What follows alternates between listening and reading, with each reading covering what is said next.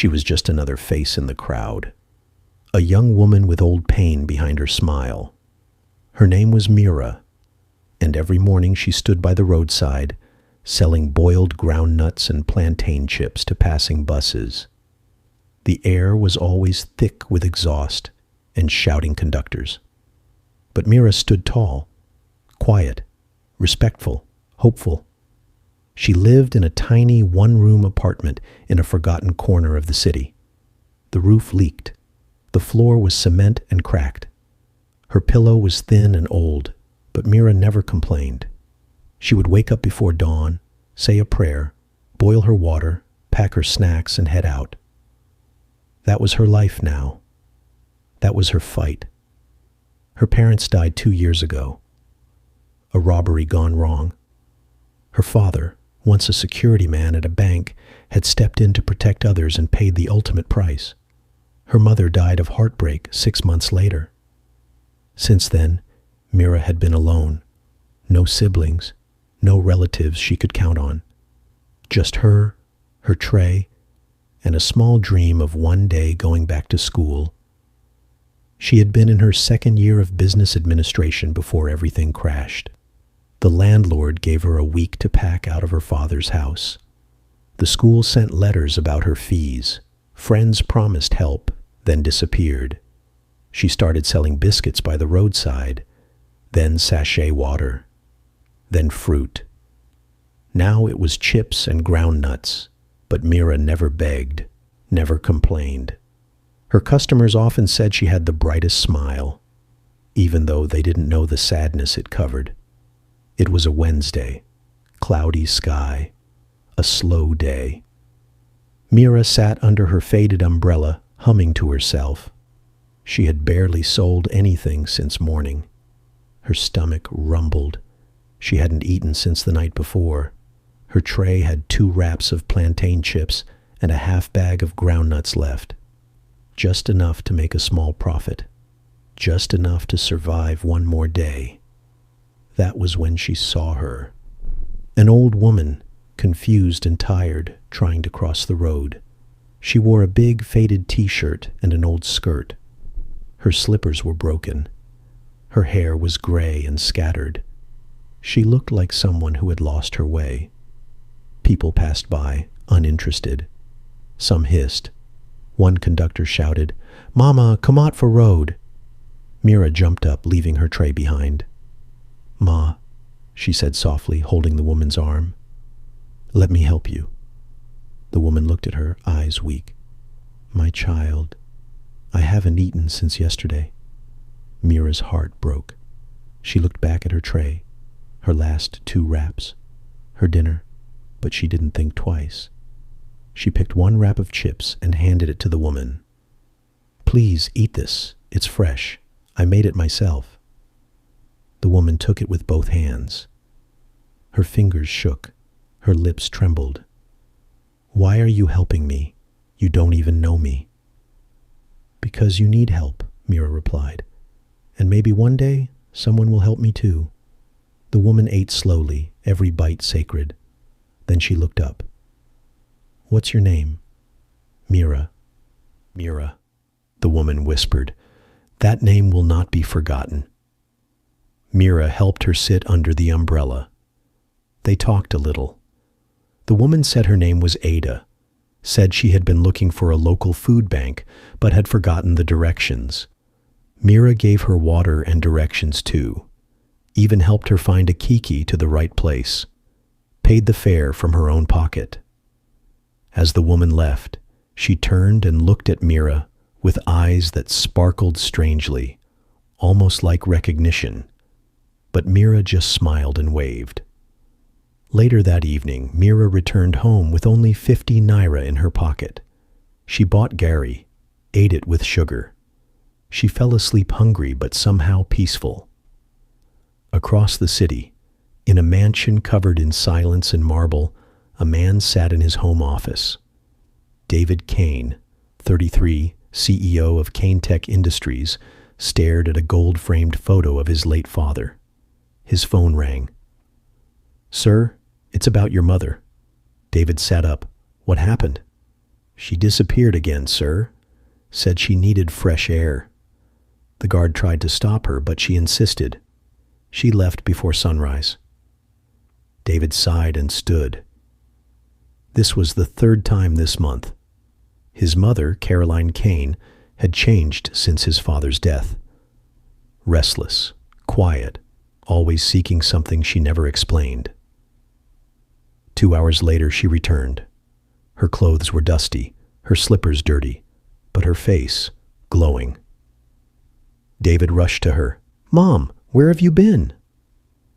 Carolyn smiled and lifted a wrap of plantain chips. "I met an angel today."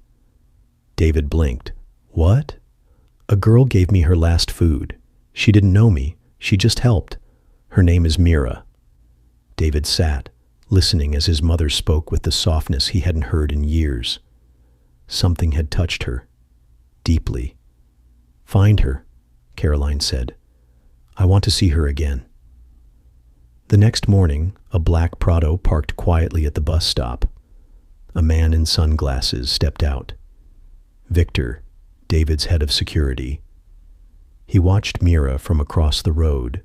She was smiling again, helping a woman carry her baby while the mother searched her bag. She wiped her stall with a rag, offered an old man a free handful of ground nuts. Victor made a call.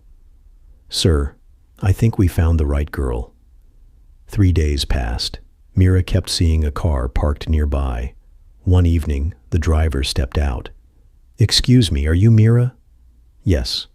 "Who are you?" "Someone wants to see you. A woman you helped. Her name is Caroline." Mira's eyes widened. "The old woman?" The driver nodded. "Please, will you come with me?" Mira hesitated. Her heart beat fast. But something in her chest whispered, "Go." She followed. The car stopped at a large house. Mira's mouth dropped open. She had never seen anything so grand. Inside, Caroline was waiting. "My daughter," she said warmly. "You found me again." Mira bowed slightly. "Ma, I didn't know you lived in a place like this." "And yet you still helped me," Caroline said. "That's why you're here." They talked for hours, laughed. Mira told her story, her struggles, her dreams. Caroline listened, moved to tears. "I want to help you, Mira," she said. "You deserve a second chance." But just as Mira was about to thank her, Caroline added something that froze her heart. "There's something else I need to tell you about your parents." Mira stared, confused. "What do you mean, Ma?" Caroline looked at her long and hard. "Your father didn't die the way the newspapers said. He used to work for my husband. And the truth is, he didn't just die protecting people. He died protecting a secret that was meant to stay buried." Mira stood still. Her breath caught. The room spun. Caroline stepped forward, tears in her eyes. "And now my son must know the truth. Because you, Mira, are not just a girl who helped a stranger. You are the daughter of the man who saved our empire." Mira stood frozen, her mouth slightly open, as Caroline Kane's words echoed in her ears. "Your father didn't just die protecting people. He died protecting a secret tied to this family." The air in the grand sitting room suddenly felt heavy. Mira's hands trembled. "Ma," she said softly, "I don't understand." "What secret?" Carolyn took a slow breath and walked over to a cabinet by the wall. She opened it and brought out a small brown folder tied with an old ribbon. Her eyes were glassy but steady. "This," she said, "belonged to your father. I found it after his death. My husband, the late Mr. Jonathan Kane, kept it locked away. When he passed, I finally saw what was inside. And Mira, what I found changed everything I believed about our family's business." Mira hesitated, then slowly stepped forward and accepted the folder. She untied the ribbon with shaking fingers. Inside were faded documents, some handwritten notes, and a flash drive. On one paper, her father's name was printed at the top in bold, Inspector Dominic Ikenna. Mira blinked. Inspector? Caroline nodded. Yes, he wasn't just a bank security man. He was an undercover investigator for the Anti-Corruption Bureau. He was planted inside the bank to investigate a money laundering network, one connected to several top companies, including Tech Industries. Mira's heart dropped. Are you saying your husband was involved? Caroline finished for her. No, but his closest friend and business partner was. A man named Gregor Matthias. He ran our overseas accounts. Jonathan trusted him blindly. But your father's investigation uncovered Gregor's crimes. Billions were being siphoned, shell companies, stolen funds. Your father was about to submit his report when he was killed. Mira backed away slowly. Her knees felt weak. So my father's death wasn't random? No, child, it was silencing. The robbery was staged. Gregor hired men to eliminate your father. But your father? He left this file. He hid it inside our home. I believe he trusted someone would one day find it. Tears slid down Mira's cheeks. Her mind was spinning. Why are you giving me this now? Because the truth belongs to you. And because David must know. He has a right to decide what kind of empire he's running. Mira wiped her face, her hands trembling over the flash drive. I need to leave, she whispered. Mira, wait. No, please. I need to breathe. I need to think. Caroline nodded slowly. Okay, but promise me something. Don't destroy that folder. Don't throw it away. Your father died for this. That night, Mira couldn't sleep. She sat on her tiny bed, the folder in her lap. Her small, rechargeable lamp glowed beside her. Her room, cracked and silent, felt even smaller under the weight of her new reality. Her father had been a hero, but no one ever told her. She plugged the flash drive into an old laptop she had bought from a scrap dealer. The screen flickered to life. Inside the drive were videos, voice notes, reports. The final video was titled, If I Don't Make It. She clicked play. Her father's face appeared, tired, brave. If you're watching this, then I didn't make it. And if it's you, Mira, my star, then I want you to know I never stopped loving you. I did what I had to do to keep you safe. There are evil men who hide behind good names. Don't let them win. Find the good ones. Tell them the truth. Mira covered her mouth to stop the sob that rose from her chest. She watched the video again and again. By morning, her eyes were red, but her heart had found new strength.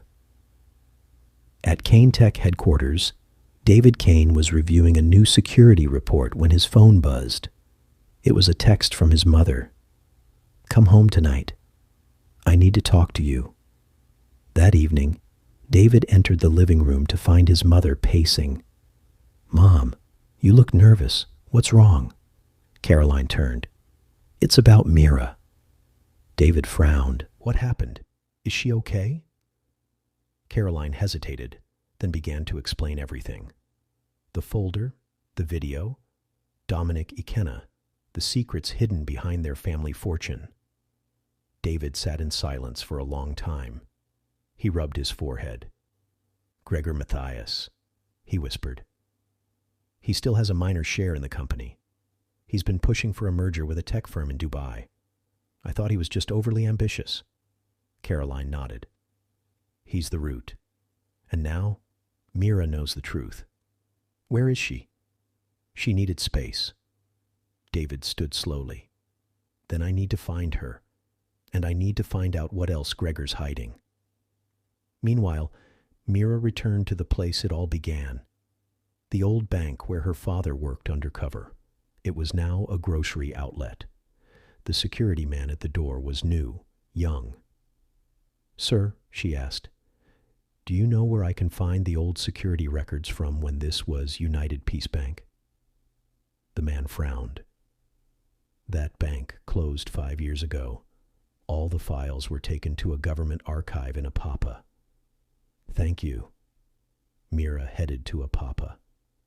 At the dusty government archive, after hours of begging, waiting, and searching, she found an old tape, footage from 2 days before her father's death. She watched as her father handed over a brown envelope to a man with slick hair. She paused the tape. The man was Gregor Matthias. She played more. She saw a second man approach. He looked nervous. The camera timestamp was 6:42 p.m. Mira wrote everything down. She made copies of the footage, one on a USB, one sent to her cloud drive, one to her email. If anything happened to her, the evidence wouldn't vanish. At midnight, she sent a message to David. "We need to talk. I have something you must see." They met at a quiet rooftop restaurant overlooking the city. David wore a baseball cap and glasses. Mira sat across from him, her eyes heavy with exhaustion. She handed him the USB. "Your father was innocent, but his trust in Gregor, it cost him." David plugged it into his laptop. He watched the video. He saw his godfather, Gregor Matthias, take an envelope from Mira's father. He saw the shadow of betrayal. His jaw clenched. "I have to stop him," David said, "before he does more damage." Mira nodded. "And there's something else." She slid a printed document across the table. "Gregor is planning to move the company's accounts to Dubai within a week. If he succeeds, it'll be harder to trace any of the stolen funds." David read the document, stunned. "How did you get this?" "Your assistant, the one who flirts with every intern." David raised an eyebrow. Mira smirked. "He talks too much when he drinks." David laughed softly. Then his smile faded. "Mira, you were never just a girl at the bus stop. I think you were always meant to be in this story." Mira looked at him, eyes steady. "I didn't come for revenge. I came for the truth, for my father." "Then let's honor him. Together." They shook hands, a partnership forged in fire. But unknown to them, Gregor Matthias was watching. In a dark office across the city, a man stood behind tinted windows, watching their meeting on a monitor. A bug had been planted in David's laptop. Gregor smirked. "So, the little chip girl thinks she's clever. Let's see how clever she is when I erase her from the game." He picked up his phone. "I need a favor," he said. "The girl's name is Mira Ikenna. Find her, make it quiet, and make it permanent." It was just after 3:00 a.m. Lagos was asleep, except for Mira. She stood at her window, staring at the stars. Her eyes were tired, her shoulders tense. She hadn't slept properly in days. The folder from her father sat on the table. The flash drive had been duplicated. Every file, every photo, every video, all backed up in 3 different locations. Yet something in her gut wouldn't let her rest. Something was wrong, and she was right. In another part of the city, 2 men sat in a black car parked across from her compound. One held a photo of Mira. The other loaded a silencer onto a gun. "Boss said make it clean." The one with the gun whispered, "No sound, no mistake." At exactly 4 a.m., Mira reached for her phone. No service. She frowned, rebooted.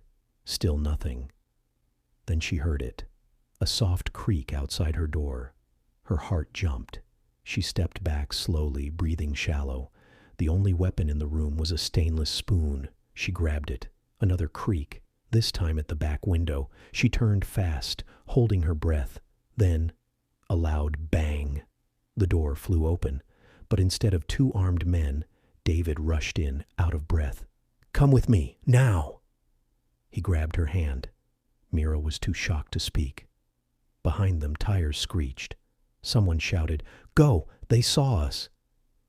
Bullets hit the door as David dragged Mira into his car. The engine roared to life. They didn't speak until they reached a gated apartment complex in Ikoyi. David parked inside a secure underground garage. His hands were shaking. "We bugged Gregor's office yesterday," he said. "We heard your name. He sent people. Tonight. I came just in time."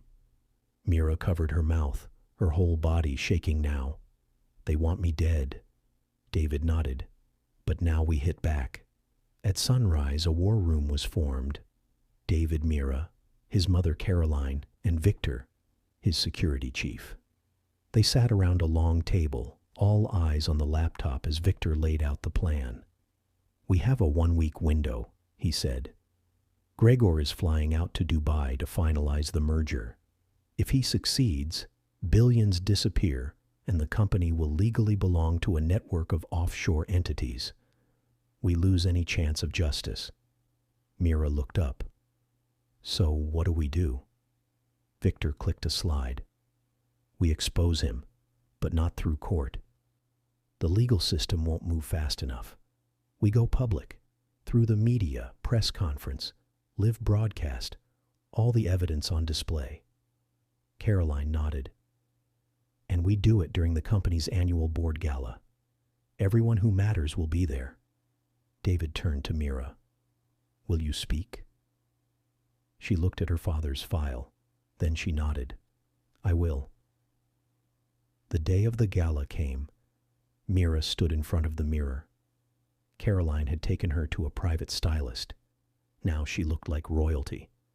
But her eyes were still Mira, strong, soft, focused. David entered. He paused when he saw her. "You look different." Mira smiled. "I feel the same, but stronger." David walked closer. "Thank you for trusting me, for not giving up." Mira looked at him, her voice gentle. "Thank you for believing in me." He took her hand. They didn't kiss, not yet, but something passed between them. A quiet promise.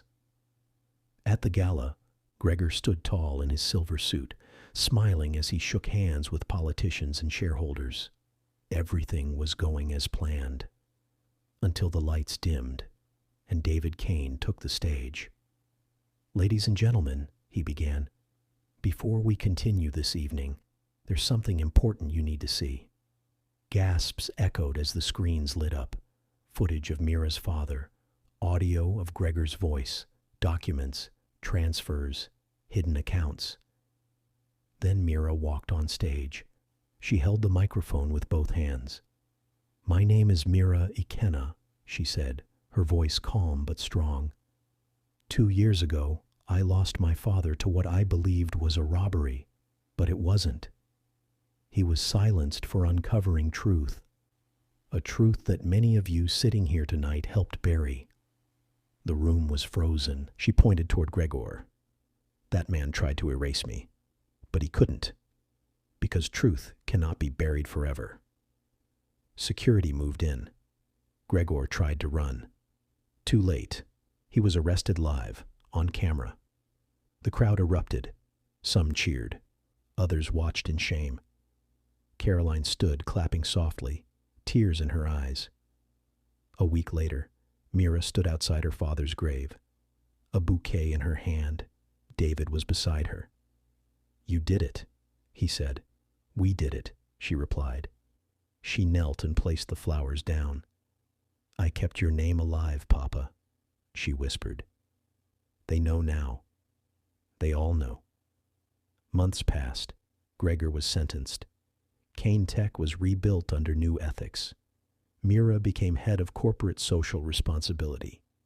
She launched scholarships under her father's name, helped rebuild schools, opened a center for widows and orphans. But one night, as she locked up her office, David was waiting outside. He walked up slowly, holding something behind his back. "I know we said we'd take our time," he said, "and we still can. But I don't want to wait to tell you how I feel." Mira smiled. David revealed a small box. Inside was a ring. Simple, elegant. "Will you keep walking beside me? Not just through business, but through life?" Mira looked at the ring, then at him. She nodded slowly. Yes, I will." He placed the ring on her finger. And for the first time since that day at the bus stop, Mira cried. Not from pain, but from healing. This is what the story teaches us. Sometimes your lowest moment is the beginning of your rise. Sometimes the people the world ignores are the ones who change it. And sometimes one act of kindness is enough to rewrite the future. So if you see someone in need, help, because you never know who they really are. And maybe, just maybe, you're not saving them. Maybe they are the ones who will save you. The end. Part 3. The final move is complete. It delivers a powerful climax with a near-death escape, a live exposé at a company gala, the villain arrested on stage, justice for Mira's father, and a heartfelt romantic resolution between Mira and David.